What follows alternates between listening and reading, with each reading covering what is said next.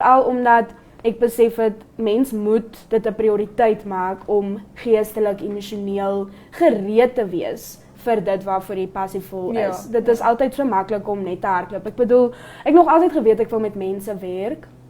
Kon nie lekker uitfigure hoe en waar nie, maar mens hoef nie net te hardloop omdat jy weet dit is 'n passie nie. Jy mag ook tyd vat om jouself voor te berei en op te bou, sodat jy dit ordentlik kan uitleef. So dit was ultimately die groot lewensles vir my. Ja.